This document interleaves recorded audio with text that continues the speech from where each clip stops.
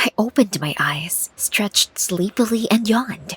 Slowly turned over on the other side, and then my head started spinning. The whole city was in front of my eyes because I was lying on the edge of the roof of a high-rise building. How did I end up here? I didn't have time to get up when suddenly someone pushed me in the back and I flew down. A week ago, nothing foreshadowed trouble. I went to school as usual. I was friends with Kate. We were inseparable from childhood. We went everywhere together, and as we got older, our friendship became even stronger. Kate didn't even date anyone, as she always said that friendship should come first. And we also had a common enemy, Ricky. This tinker tried to be friends with us in junior high, but once she snitched on us for skipping classes. And since then, Kate and I couldn't stand her. Snitch. Since then, we were feuding, and then Ricky and I liked the same guy. Gail studied in a parallel class and was perfect in everything. Beautiful, smart, charming. No wonder that this sneaky Ricky had her eye on him.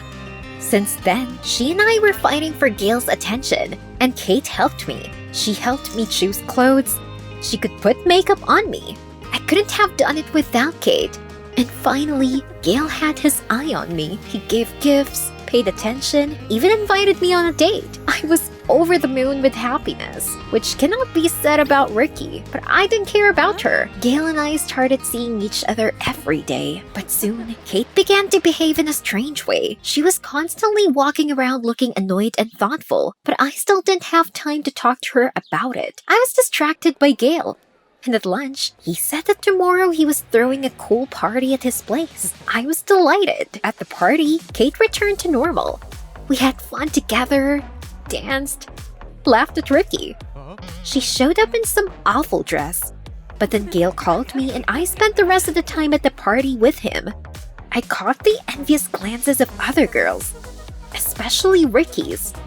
Envy, Gail is still mine. Soon, I became terribly hot. I went away to drink water, but I only took a couple of sips. I began to feel sleepy. I lay down on the sofa and didn't even notice how I instantly passed out. When I opened my eyes, a terrible smell of alcohol hit my nose. It was dark around. Wait, this wasn't Gail's house. I immediately jumped up, looking around. I was sleeping on a park bench. There was a terrifying silence around. Also, there was a homeless man lying next to me. A chill ran down my spine. I ran away, and then I called Kate to find out what happened yesterday. But as luck would have it, she didn't pick up the phone. I wanted to call Gail, but then the phone turned off. The charging ran out. I felt really creepy. Somehow I got home. It was good that our city was small, and I quickly got my bearings on the terrain. My parents sent me to school almost immediately. I felt terribly tired, but as soon as I entered the classroom, I immediately asked Kate what happened yesterday, but she shrugged her shoulders. She doesn't know anything because she left before I did. At recess in the cafeteria, I told Kate what had happened, and it suddenly dawned on her. She said that Ricky had set me up. I looked back at Ricky. Of course, no wonder she looked at me and Gail like that, envied me. So she decided to teach me a lesson. Kate offered to pacify Ricky. I agreed with her and resolutely went to the sneak, blocking her way. I cut off that either she stopped or she would be in trouble. Ricky was blinking her eyes, playing the fool. This only made me even more angry. But then the bell rang. Everyone left the dining room, and I quickly returned to finish my juice. The familiar feeling of drowsiness filled me again. I put my head on the table and closed my eyes. I wanted to sleep. This time, I woke up from grunting. There were several pigs standing right above me. They were sniffing me. Was this a barn? I jumped up. God, what was happening to me? Was I going crazy? When I got out of the barn, I immediately ran home. I hoped no one noticed me. And how would I explain my appearance to my parents?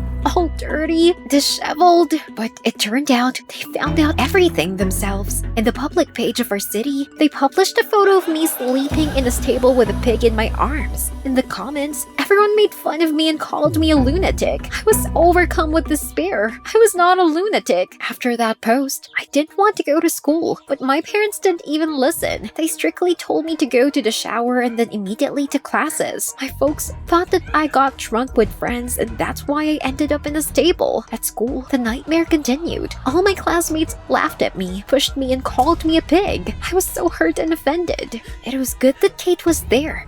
She didn't turn away from me like the others, but supported me. I was so grateful to her. This was real friendship. And then I saw that stinker Ricky. She walked down the halls as if nothing had happened, and brazenly smiled in my face. She didn't understand the words, did she? Let's get down to action. We shoved Ricky into a toilet stall and locked her in there. She was crying and asking me to let her go, but I didn't even listen and turned off the light. She would know how to spoil my life. Kate and I were sure that Gail would now turn away from me. Kate calmed me down and said that nothing terrible had happened, but she would always be there for me. I already came to peace. But suddenly Gail came up to me in the hall and hugged me. He whispered that he didn't care what others said. He still liked me. His words warmed my chest. I sobbed and buried my nose in his shoulder. Thank you, Gail. You're the best guy in the world. We spent the whole day together. And then Gail asked me out on a date. I immediately agreed. Already in the evening, I was sitting at the mirror and putting on makeup when suddenly everything swam before my eyes. Not again. I grabbed the table, but it was too late. I blacked out. When I opened my eyes, my head was spinning. I found that I was on the edge of the roof of a high-rise building. I didn't have time to get up when suddenly someone pushed me in the back and I flew down. At the last second, I managed to grab the edge of the roof. My heart was pounding and my throat was dry. Was this really the end? And then I saw Kate standing over me. Save me. But she broke into a terrible grin and suddenly stepped on my fingers with all her might. What are you doing? Kate snapped that she wasn't going to save me. After all, the story with sleepwalking was arranged by her. Kate couldn't watch our friendship crumble because of Gail and decided to embarrass me in the eyes of the guys so that everything would be as before. But it didn't help. I was in shock and could not believe my ears. And Kate said firmly that if she didn't get me, then no one would get me. A lump rose in my throat. No, Kate, come to your senses. We're friends. But she only pressed harder on my fingers. This was the end. Now I was definitely going to fall. Just as I was about to open my fingers, someone grabbed Kate and pulled her away. I heard the sounds of a struggle, and I tried to hold on with the last of my strength. Then Kate fell asleep, and someone grabbed me and dragged me by the arms. I got up and saw Ricky in front of me. Kate was lying unconscious in the back. It turned out that Ricky got out of the toilet and went to my house to sort things out. But she saw Kate dragging me somewhere. That's how Ricky followed her. The flow of thoughts made my head spin again. Ricky took my arm and led me down from the roof. Soon, Kate was arrested. They appointed community service and put her under house arrest. I continued dating Gail, and I was happy. Besides, Ricky became a wonderful friend to me. As a plus, she wasn't jealous of me at all. Ricky wasn't a snitch at all. It turned out that Kate arranged everything and deliberately set Ricky up so as not to share me with anyone. It was terrible. But thanks to Kate, I realized that any relationship, both friendship and love, should not drive you crazy. You should not build your world around one person. There should be harmony everywhere, like I had with Gail and Ricky. Did you like the story? Like it and subscribe to our channel. Hello kiddies, you're on the Mary Nice channel. This issue is going to be a bomb. Today we shoot in my mansion while my folks are out on business. I accepted a challenge from a top vlogger and to participate in a challenge for the most reckless act. And of course, I will beat them all as usual. Now I'm going to burn down the house of our servants and we'll find out how long it will take to burn down completely. Mary Nice! Yoo-hoo! This is my fan. Want a cool fire show? Please like it. Chris, set it on fire! Woohoo! Oops, Mom and Dad arrived. I think I should go. I could hear my parents' voices. It was like a dream. Mom was crying and Dad said to her, "She's completely crazy because of her channel. It's time to end this. I have an idea." Then I lost consciousness. Where am I? What's going on here? And why does it smell so bad? Then suddenly, a shaggy girl ran in and dragged me somewhere. I told her, "Let go, kid." But she didn't seem to hear me. My head was hurting so hard. I guess I hit a pole when I was running away from my parents. Suspiciously, they weren't around. When I finally wriggled out of this fool's arm, it dawned on me. This is some kind of closed cult. So I just need to offer them money and they will let me go in peace. Suddenly, some dressed up woman asked me why I wasn't working yet, and she called me a mean girl. She was probably the founder of this cult, but I didn't want to stay there for another minute. I ran through the crowd, shoving everyone away and calling them nuts. But then, two big guys grabbed me. These two forest scarecrows dragged me somewhere. They were not even afraid of my threats of calling the police. Suddenly, I saw a guy on the road with bloody wounds all over his back, as if whip marks. A terrible and even gloomy oak tree, a suspicious rope, and a barrel appeared ahead. And then I realized this was the gallows. But they weren't going to hang me, were they? I made a joke like, "Oh guys, you decided to push me on this swing," but the joke didn't go down well. And that's when I realized it was serious. I begged these bastards to let me go because I was still too young and had not gained 1 million subscribers on YouTube. I don't think this was a cult, but a bunch of maniacs, cannibals that the FBI did know about. I was put on a barrel, put on the news, and then my whole life flashed before my eyes. I sobbed like it was the last time, and I remembered my parents. They would miss me. I prayed loudly and choked on snot, shouting that I was seeing the sky and the sun for the last time. Honey, can we stop now? I think we've gone too far. Wait, that hasn't taught her anything yet. You know I have everything under control.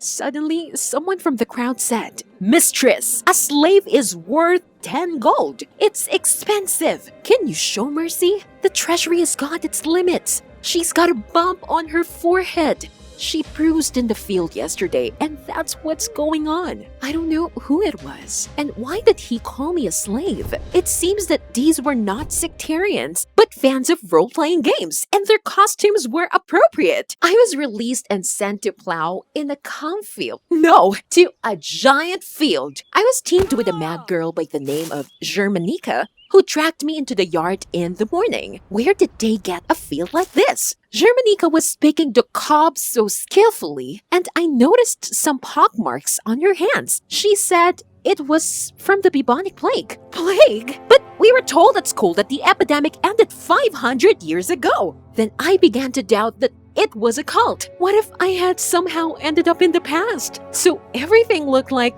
they were from ancient times, and the manners of communication were like, and this stupid hostess in a wig. But I didn't have any strength to analyze everything. I wanted to eat wildly.